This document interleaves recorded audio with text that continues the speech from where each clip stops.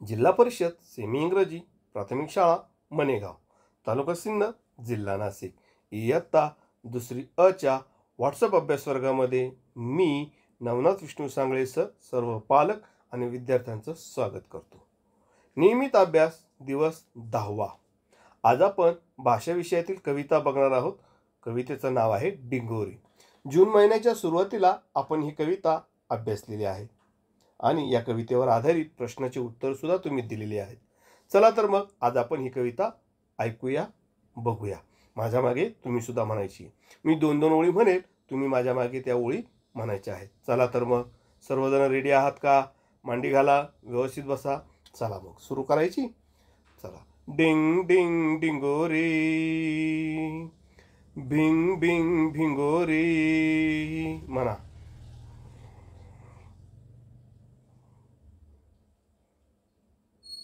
छान, अतिशय छान. असंच म्हणायचं. डिंग डिंग डिंगोरी, भिंग भिंग भिंगोरी.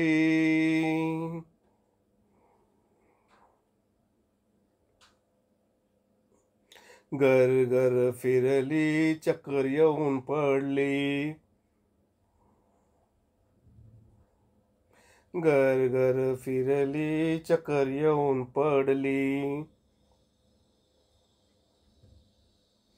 ट्रिंग ट्रिंग सायकल धाव धाव धावली. घरभर भटकून धपकन पडली. किल्लीचा ससोबा तुरु तुरु धावला.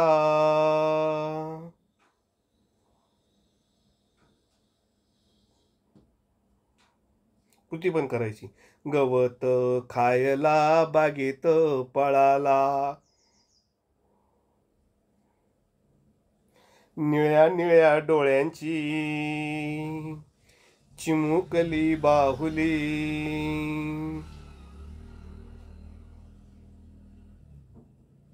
पर्यांच्या राज्यात भटकायला निघाली.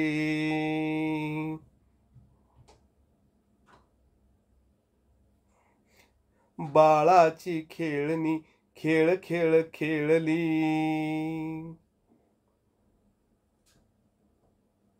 दमून भागून कपाटात झोपली. डिंग डिंग डिंगोरी,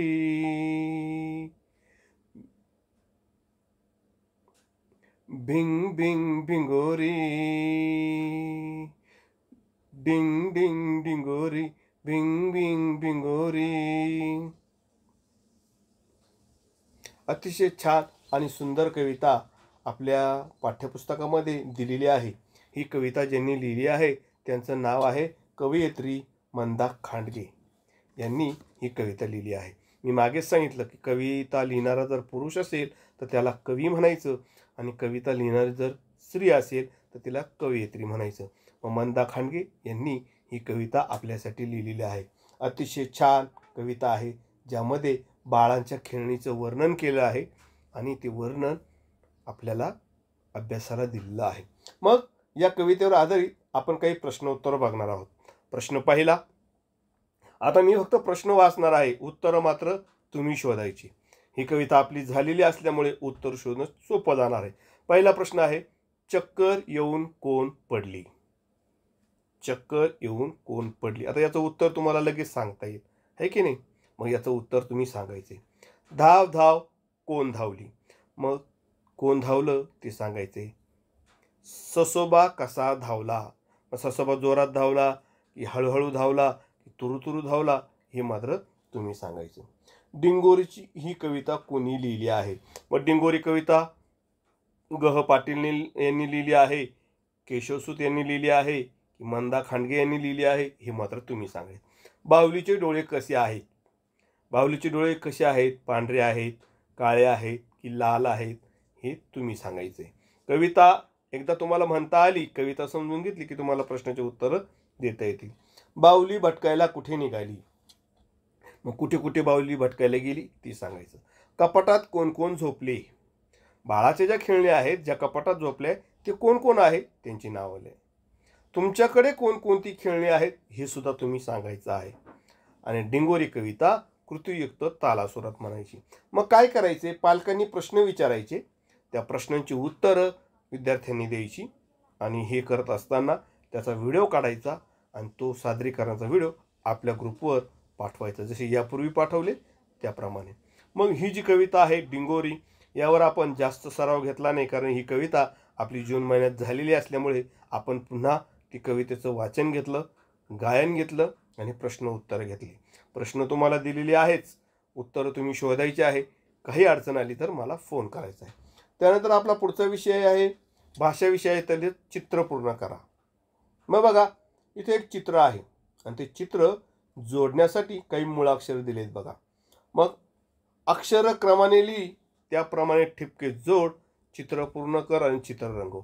मग अ आहे, आ आहे, ई आहे. पुढच्या ठिपक्यांजवळ तुम्ही अक्षर लिहायचं आणि ती चित्र जोडत चालायचं. ठिपके जोडून जोडून जेव्हा तुम्ही चित्र तयार कराल तेव्हा तुमचं हे चित्र पूर्ण तयार होईल. मग कसलं चित्र आहे हे जेव्हा तुम्ही चित्र पूर्ण कराल तेव्हा तुमच्या लक्षात येईल. मग असं चित्र आपल्या मोठ्या घरातील व्यक्ती कोण, मम्मी, पप्पा, ताई, दादा, ज्यांना येईल त्यांच्याकडून ते ठिपक्याचं चित्र काढून घ्यायचं आणि ते स्केच करायचं, त्याच्यामध्ये रंग भरायचा. नाही जमलं तर याची प्रिंट काढा, प्रिंट काढण्याचा पर्याय सुद्धा चांगला आहे, किंवा झेरॉक्स काढा आणि हे चित्र काय करा, स्केच करायचं आणि रंगवायचं आहे. त्याचा फोटो काढून आपल्या व्हॉट्सअप ग्रुपला पाठवायचा आहे. पुढचा आपला विषय आहे मॅथमॅटिक्स, गणित. आज आपण लेट्स हँडल जिओमेट्रिक शेप्स म्हणजे भौमितिक आकार बघणार आहोत. मग आज आपण जो आकार बघणार आहोत ते आहे स्फेअर. स्फेअर म्हणजे काय बघा. A ball is said to be spherical. A ball is said to be spherical म्हणजे बघा, बॉल म्हणजे चेंडू, इज म्हणजे आहे, सेड म्हणजे म्हणतात, स्फेरिकल म्हणजे गोलाकार. मग बॉल जो आहे तो कसा आहे बघा बरं. तुम्ही जर बॉल हातात घेतला, चेंडू हातात घेतला, तर तुमच्या लक्षात येईल की बॉल कसा आहे, गोलाकार आहे. मग स्फेअरची व्याख्या आहे बघा काय. अ शेप लाईक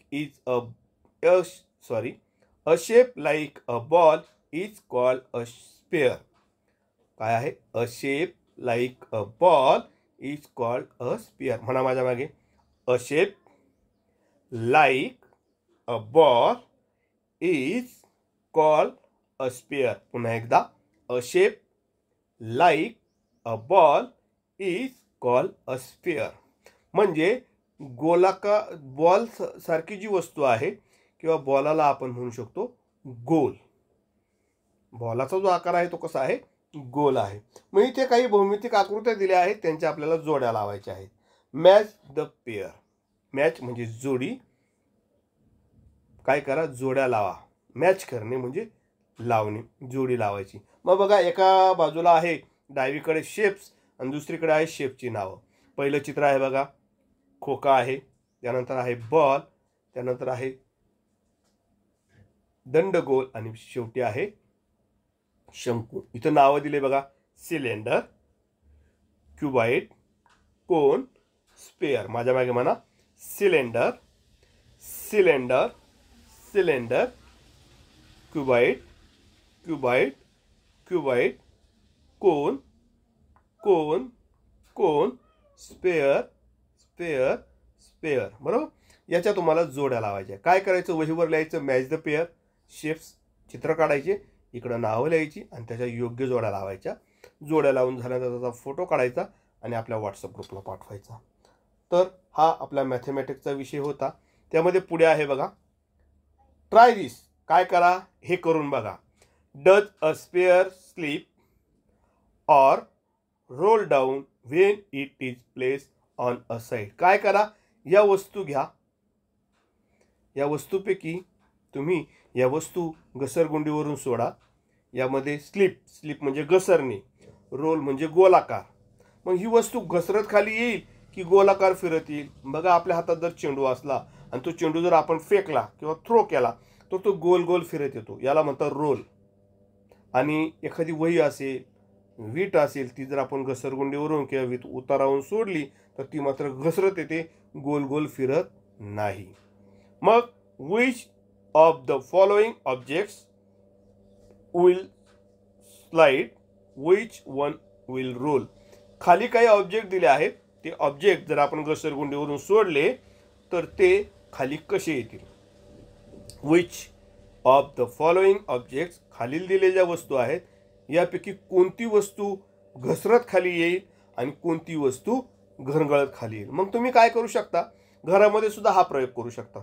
आपल्या घरामध्ये पाट असतो जेवणाला बसायचा, किंवा चौरंग असतो, किंवा फळी असते, बरोबर. मग काय करायचं, ती फळी, चौरंग, पाट किंवा आपला लिहायचा पॅड भिंतीला उभा करायचा आणि त्याच्यावरून ती वस्तू सोडून बघायची. वस्तू जर घसरत खाली आली तर ती वस्तू राहील, स्लाइड करत खाली आली आणि जी रोल करत येते ती आपण बघू शकतो. मग इथे दिली आहे बघा, भाकर, बरोबर, म्हणजे रोटी आहे, बॉक्स आहे, टिफिन आहे, डबा आहे आणि पुढे आहे रोलिंग पिन. रोलिंग पिन म्हणजे लाटणं. घरातील वस्तूंची इंग्रजीत नावं शोधा असं मी तुम्हाला सांगितलं होतं, तेव्हा तुम्हाला याचं नाव यायला पाहिजे. रोलिंग पिन म्हणजे लाटणे.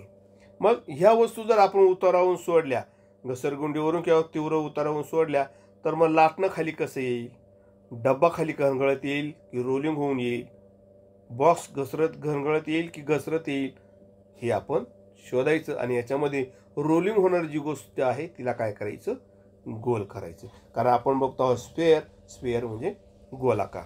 पुढचा प्रश्न आहे बघा, handle the object show below, observe and write how many edge and corner each object has. काय करा, हाताळा, खालील दिलेल्या वस्तू हाताळा, हातात घ्या, बघा आणि निरीक्षण करा. खालील दिलेल्या वस्तू हातात घ्या, हाताळा, निरीक्षण करा आणि लिहा. काय लिहा, त्या वस्तूला किती एज आहेत आणि किती कॉर्नर आहेत. मग आपलं हे झालेलं आहे.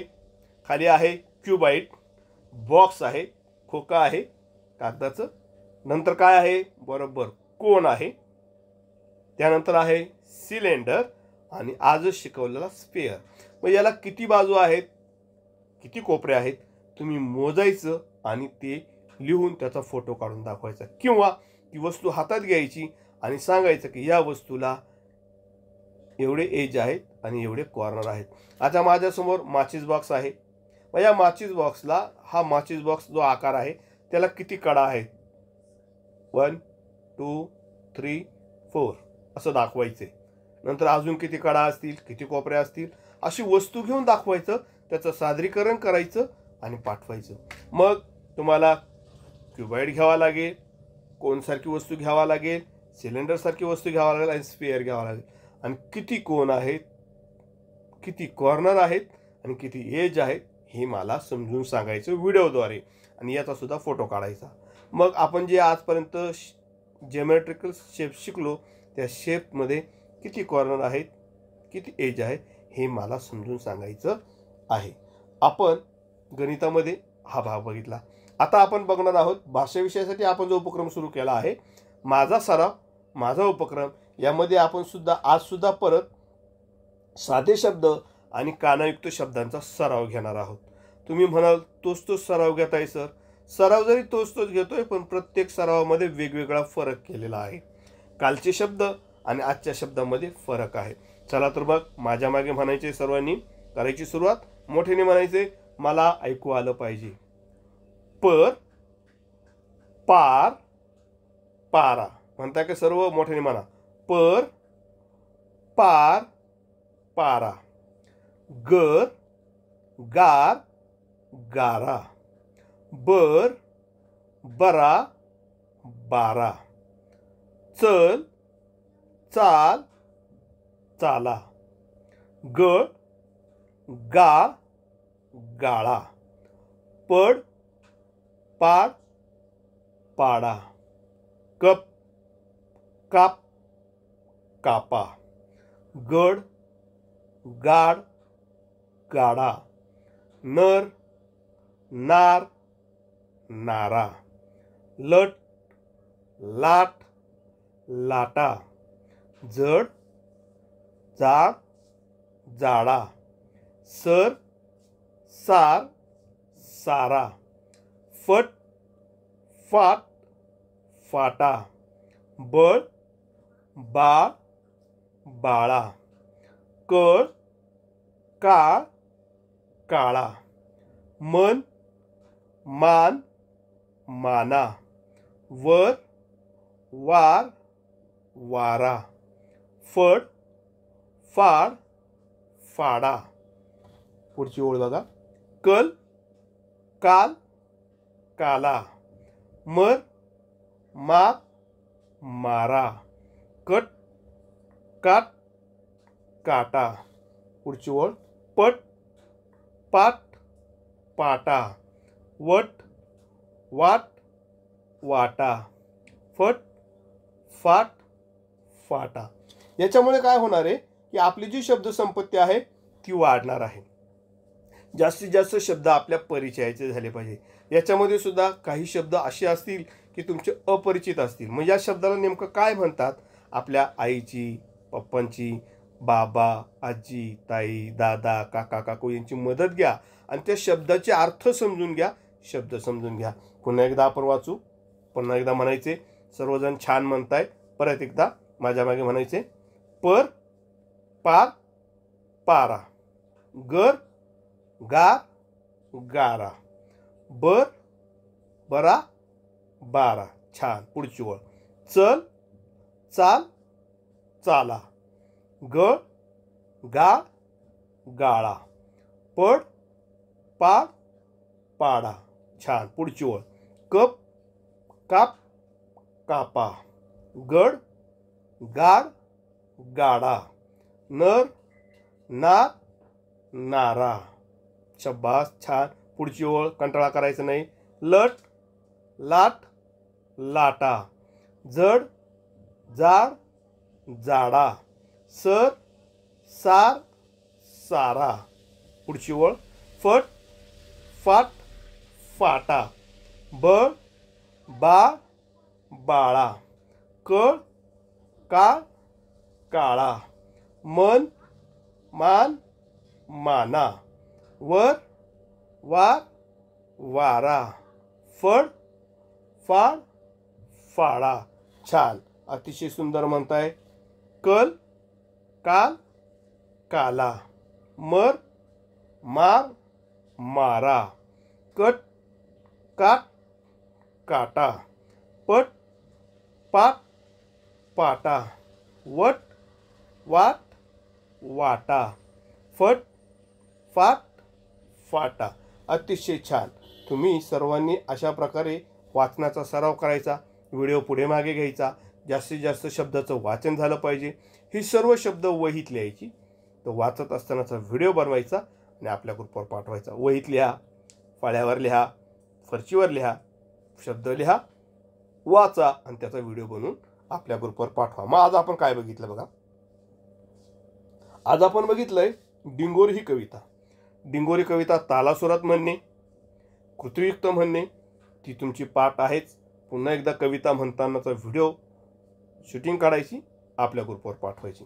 त्यानंतर डिंगोरी कवितातले प्रश्नांची उत्तरं आहेत, ती प्रश्नांची उत्तरं शोधायची, पालकांनी प्रश्न विचारायचा आणि पाल्यांनी उत्तरं द्यायची. त्याचा व्हिडिओ बनवायचा, आपल्या ग्रुपवर पाठवायचा. फक्त 9 प्रश्न आहेत. 9 प्रश्नांचे उत्तरं पाल्याला समजून सांगायचे. म्हणजे पाल्य काय करेल, ती कविता पाठ करेल, प्रश्नांची उत्तरं सांगेल, त्याचा व्हिडिओ बनवून पाठवायचा.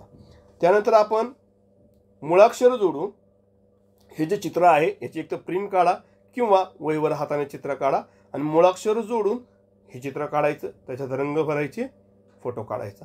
मग जोकरच काढला पाहिजे किंवा हे चित्र काढलं पाहिजे असं काही नाही. तुम्ही दुसरं चित्र काढा.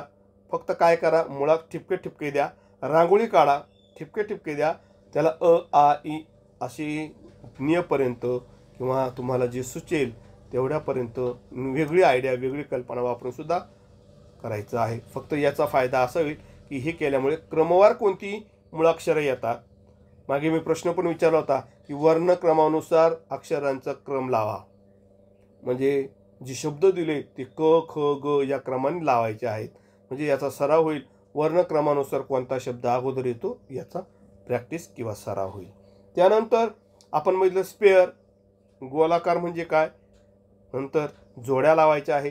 हे चित्र काढायचे आणि चित्राच्या जोड्या लावून त्याचा फोटो काढून पाठवायचा. त्यानंतर मी सांगितलं एखादी पुष्टा असेल, पॅड असेल, पाट असेल, वस्तू घ्या, फळी घ्या, भिंतीला लावा, त्यावरून वस्तू सोडून पहा. कोणती वस्तू घरगळते, कोणती वस्तू घसरते हे का पहा. मग घरगळणारी वस्तू असेल तर तिला रोलिंग म्हणतात आणि स्लाईड घसरताना असेल तिला स्लायडिंग म्हणतात. मग ती वस्तू स्लायडिंग करते की रोलिंग करते हे तुम्ही शोधायचं. घरातल्या वेगवेगळ्या वस्तू घ्यायच्या आणि तो प्रयोग करायचा. खेळही होईल आणि शिकता पण येईल. त्यानंतर बघा एक चार्ट दिलेला आहे. त्या चार्टमध्ये 4 वस्तू आहेत. क्युबाईड आहे, कोन आहे, सिलेंडर आहे, स्पेअर आहे. प्रत्येकाची वस्तू हाताळात घ्या. हाताळा किती कोन आहेत म्हणजे किती कॉर्नर आहेत आणि किती एज आहे मोजायची. ती वस्तू तुम्ही स्वतः हातात घ्यायची आणि ती कॉर्नर मोजत असताना किंवा ती एज मोजत असतानाचा व्हिडिओ बनवून पाठवायचा. नक्की जमेल. एखाद्या वेळेस तुम्हाला अडचण आली फोन करा, मी तुम्हाला सांगेन. त्यानंतर माझा अभ्यासमध्ये आपण असे शब्द घेतले की सुरुवातीला तो शब्द, त्यानंतर दुसऱ्या स्टेपमध्ये त्यापैकी एकाच शब्दाला काना दिला आहे आणि तिसऱ्या शब्दामध्ये दोन्ही शब्दांना काना दिला आहे. ही शब्द तुम्हाला कोणत्याही अकल्पित कोणत्याही पुस्तकात मिळणार नाही. ही शोधून तयार केली आहे. म्हणजे मिळतील पण एका ठिकाणी हा संग्रह मिळणार नाही. मग हा जो संग्रह आहे याचा सराव करा, याचं वाचन करा, वहीत लिहा. शब्द महत्त्वाचे आहे. आपल्याला शब्दसंपत्ती वाढवायची आहे. जेवढी जास्त शब्दसंपत्ती वाढेल तेवढं आपलं वाचन लेखन काय होणार आहे, सुलभानं होणार आहे. आपल्याला प्रगती साधता येणार आहे. मग इंग्रजी असो किंवा भाषा असो, भरपूर शब्दसंपत्ती आपल्याकडे पाहिजे. कधी कधी काय होतं की आपण बोलत असताना आपल्याला शब्द आठवत नाही. असं कधी होतं की आपल्याकडे शब्दसंपत्ती कमी असेल तर लहान वयापासूनच जर आपण शब्दसंपत्ती साठवली तर आपल्याला जास्तीत जास्त शब्दांची ओळख होईल, परिचय होईल. वाचन करताना, लेखन करताना किंवा बोलताना आपल्याला शब्द सापडणार नाही असं होणार नाही. कारण ते सर्व शब्द मी काल सांगितले की तुमच्या जिभेवर रेंगाळले पाहिजे. त्या शब्दांची तुमची मैत्री झाली पाहिजे. आणि मैत्री जर असेल ना तर असे मित्र जे असतात ते वेळेवर आपल्याला मदत करतात. म्हणून शब्दांशी काय करा, मैत्री करा. शब्दांशी मैत्री करा, शब्दसंपत्ती वाढवा. तर मित्रांनो, आजचा हा घटक इथे संपलेला आहे. आपण उद्या पुन्हा नवीन घटकासह भेटू. तोपर्यंत काळजी घ्या, सुरक्षित राहा. धन्यवाद.